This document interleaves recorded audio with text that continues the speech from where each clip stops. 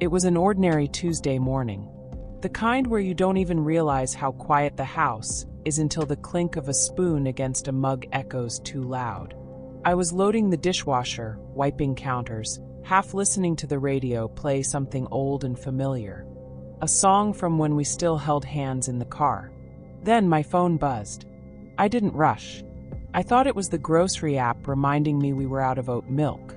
Or maybe a message from work. But when I picked it up, everything stopped. I want a divorce. I've moved out.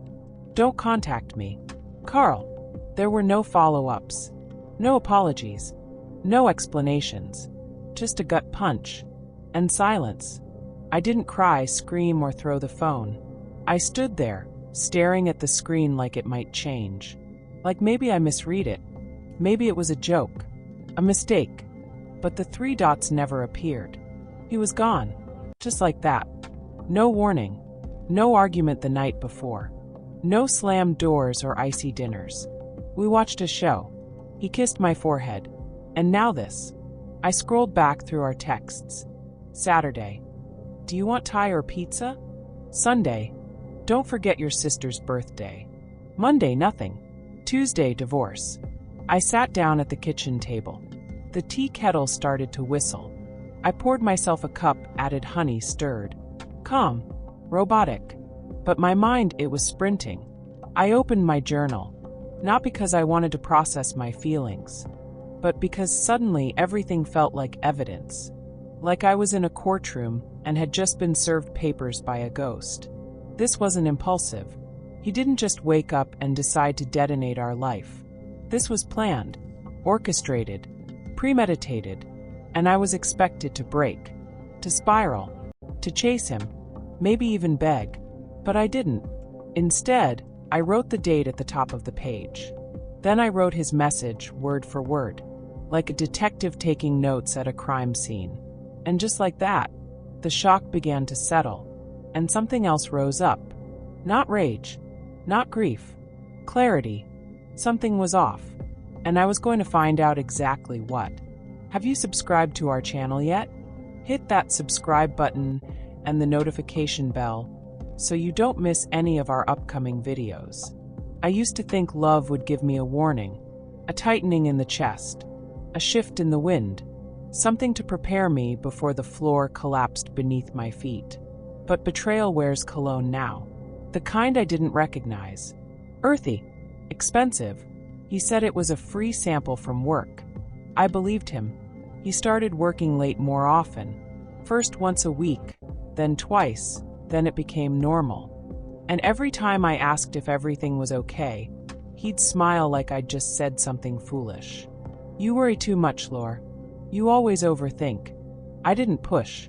I loved him. I trusted him. I let it go. But now, the flashbacks come like gut punches. One after another.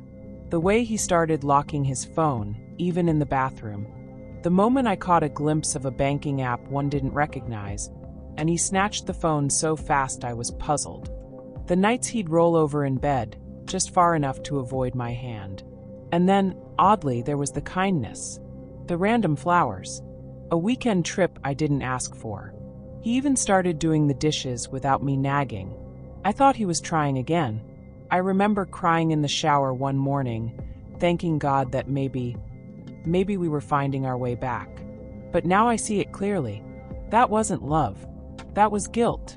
He was laying the groundwork, distracting me, soothing me, all while quietly dismantling the life we built.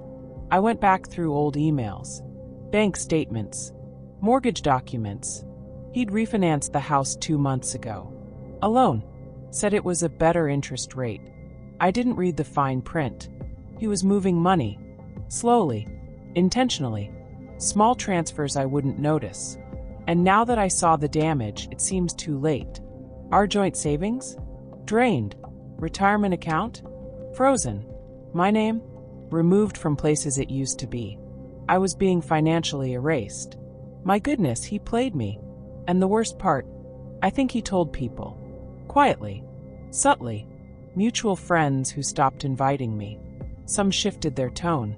He must have been whispering things. Planting doubts. turning my world against me before I even knew it was a war. And I still remember kissing him goodnight. Still remember the way he pulled the blanket over me, tucked me in like I was a child, like I wouldn't notice that everything was burning. You know, there's something strange that happens when your heart breaks cleanly, like glass instead of bone. It doesn't splinter or scream. It just stops. And in that silence, a different part of you wakes up.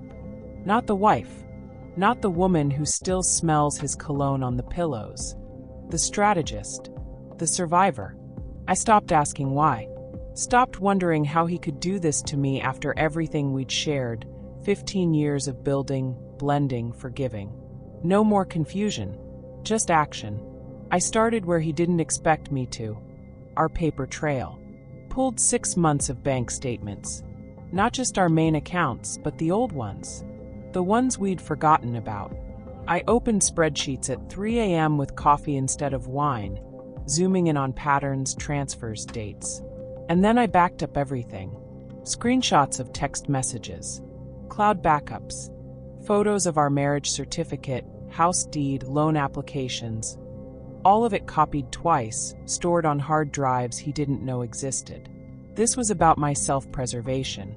Because I wasn't about to let a man I spent the last 15 years of my life leave me penniless, because I trusted him when he encouraged me to hold a joint account with him.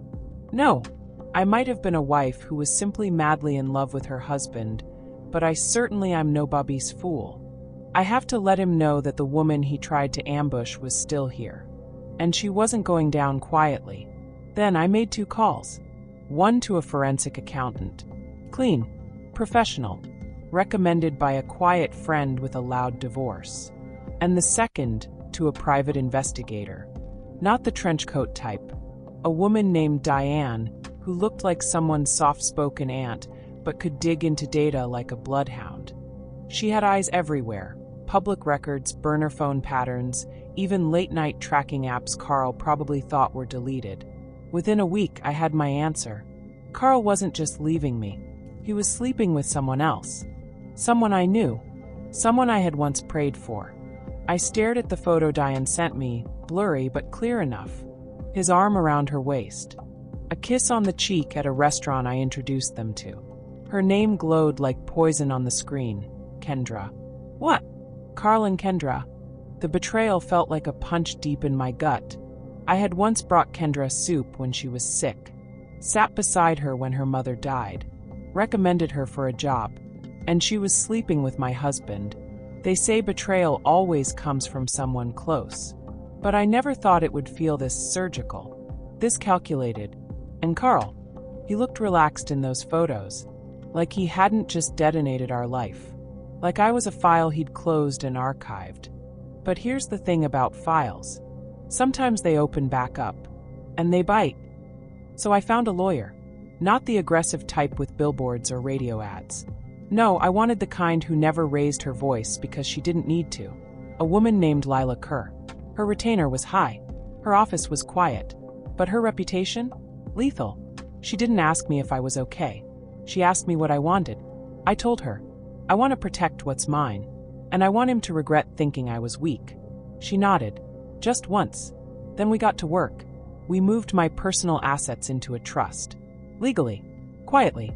We documented everything. Emails, receipts, loan history. I updated my will. Changed all my passwords. Opened accounts in my name only. And I didn't tell a soul. No screaming matches. No cryptic Facebook posts.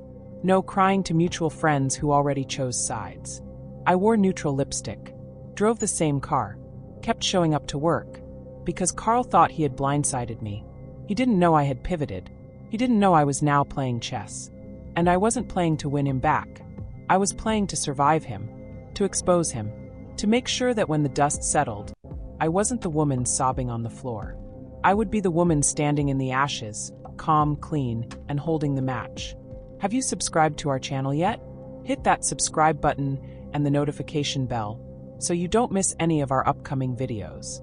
Carl thought he was walking into a war zone with a woman on fire. He expected tears, maybe fury. He probably rehearsed some fake calm, lines like "let's be civil," or "this doesn't have to be messy." But when he stepped into the mediation room and saw me sitting there, polished, composed, pen in hand, I watched his face flicker. That split second where his mask slipped. That quiet panic when you realize the person you tried to destroy didn't break. She recalculated. I didn't smile. I didn't glare. I just nodded once, a gesture that said, "Yes, Carl. I'm already here. And I'm ready." My lawyer, Lila, was a force in silence. Calm. Surgical. Carl's attorney? Late. Flustered. Probably underinformed. Because Carl thought this would be simple. Clean. He thought I'd show up with emotion and no evidence. But we came with receipts. Loan documents with forged signatures. Statements showing missing funds. A forensic timeline of how he siphoned money, day by day. And then came the photos. The ones Diane, the PI, captured. Public. Obvious. Repeated. Kendra's name wasn't said aloud in that room, but her presence haunted the air. Carl shifted in his seat, loosened his tie, cleared his throat like it could undo the weight of truth. And I just sipped my water, because power doesn't have to shout. Sometimes it just has to exist in the room before they arrive. After that first meeting, something strange started to happen within our circle. The narrative began to crack. Mutual friends, the ones who once sent vague texts and didn't take sides. They stopped calling him. They started reaching out to me. I didn't know, one wrote. But I should have. Another sent a simple heart emoji. Nothing more. But I knew what it meant. They saw it now. The game. The manipulation. The performance he'd been putting on for months. And then came Kendra. She messaged me. Blocked. Then emailed. Unblocked. Then called from a private number. Desperation has a sound. And her voice had it. Turns out Carl had been feeding her lies too. He said we'd been separated long before he moved out. Said I was unwell. Said I'd become difficult to live with. But when the court filings came out with dates, documents, and timelines, she realized she'd been nothing but a pawn, a distraction in a bigger, colder strategy. I didn't respond to her, because this wasn't about her anymore. This was about truth. Landing. Precisely.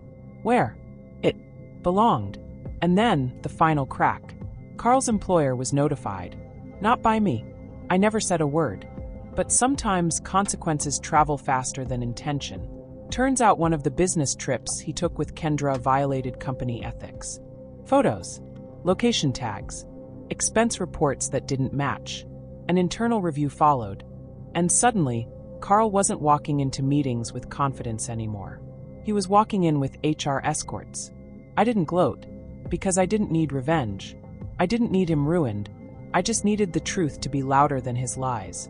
And when the final mediation session came around, the terms were read clearly. The house.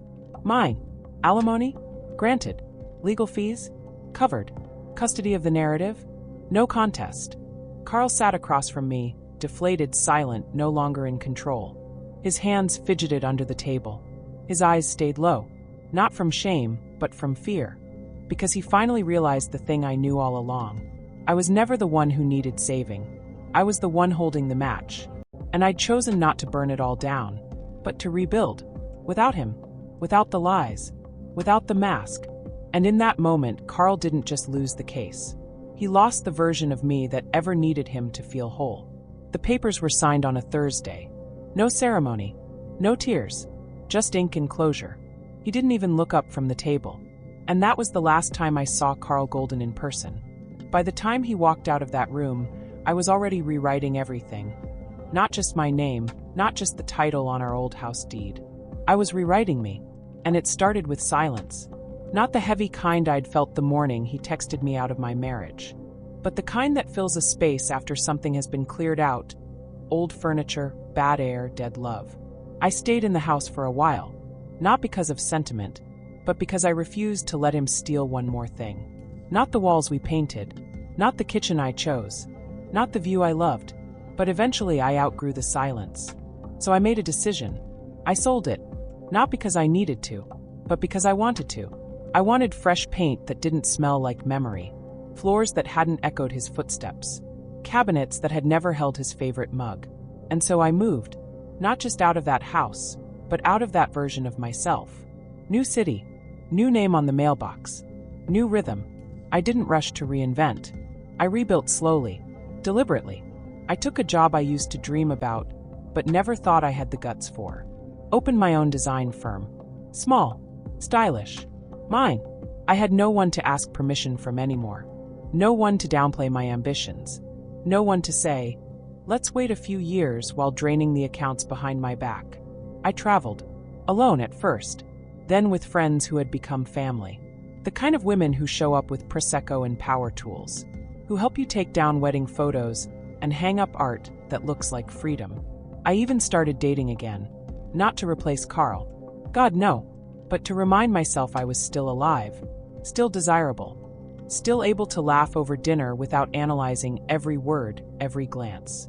It wasn't about finding someone new. It was about rediscovering me, the version of Lauren that danced in the kitchen, read crime thrillers at midnight, took herself to brunch with a journal and ordered extra syrup, because why the hell not? People asked how I healed so fast. The truth? I didn't. There were nights I curled up in a ball on the couch, shaking with the weight of betrayal. There were mornings I hated the sound of my own heartbeat, because it reminded me I had to keep going. But the difference was, I let it move through me. I didn't deny it, didn't post fake happiness online, didn't chase closure in someone else's arms. I let the pain teach me, and when it was done teaching, I thanked it, and I left it where it belonged, in the past. Because Carl didn't destroy me. He revealed me. He unmasked the part of me that had been quietly waiting. Beneath compromise, beneath forgiveness, beneath the years I spent trying to keep a man who had already left emotionally. He thought he was walking away, but I survived him. And now, he's a shadow, a name that doesn't sting anymore. A face I could pass on the street and feel nothing but the cool wind of disinterest. Me, I am not a shadow. I am the storm that survived, and the sun that came after. Here are some questions for you, our viewers. Have you ever been blindsided by someone you loved? How did you cope with it? What's one thing you would tell your past self during a time of heartbreak? Do you believe the best revenge is living well, or something else? Share your thoughts with us in the comments section. Hit the like button, subscribe to our channel, and turn on the notification bell because we have more stories just for you.